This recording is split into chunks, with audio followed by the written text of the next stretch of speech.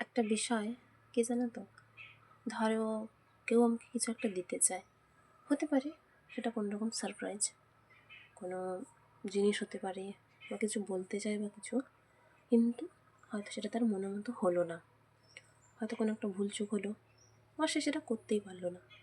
তো জানি না সেটা তার কতটা খারাপ লাগে, কিন্তু এই সম্পূর্ণ ব্যাপারটা না আমার প্রচণ্ড বেশি খারাপ লাগে। কারণ ব্যাপারটাতে আমিও জড়িয়েছিলাম, কিংবা কেউ কিছু একটা দিল, তো সেটা হয়তো খারাপ হলো কিংবা কোনোভাবে ক্ষতিগ্রস্ত হলো, এটাতে আমার প্রচণ্ড খারাপ লাগে। অথবা যদি উল্টোটাও হয়, আমি কারোর জন্য অনেক কিছু একটা ভেবে রাখলাম, কিন্তু সেটা ঠিকঠাকভাবে সম্পূর্ণ করতে পারলাম না, প্রচণ্ড কষ্ট হয়, প্রচণ্ড খারাপ লাগে। আর এই খারাপ লাগাগুলো জানো তো, কিছু সময় পর পর যেন, যেভাবে ঘড়িতে অ্যালার্ম সেট করে রাখলে রিমাইন্ডার দেয়, সেই রকমভাবে যেন মস্তিষ্কের মধ্যে ঘুরে ফিরে আসে। একদিন দুদিন নয়, বারবার এটা হয়। কারণ কি জানো তো, অনুভূতির মূল্য এমন হয় না, যেটা কোনো জিনিসের দিয়ে, মানে কোনো জিনিসের ভিত্তিতে বিচার করা যায় না। অনুভূতিটা অনুভূতিই হয়।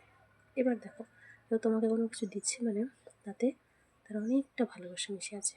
যদি সেটায় কোনো ক্ষতি হয়, মানে সেই জিনিসটায়, তাহলে তার সেই অনুভূতিটাতেও আঘাত পায়। কেন জানি এটা আমার মনে হয়।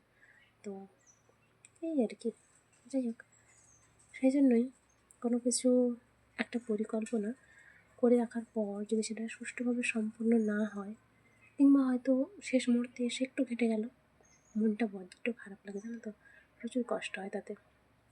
কেউ যদি আমার জন্য এরকমটা ভাবে, তাতেও যেমন কষ্ট হয়, আমিও কারোর জন্য ভাবলাম কিন্তু সেরকমভাবে ফুলফিল করতে পারলাম না, এটাতেও কষ্ট হয়। যাই হোক, টাটা।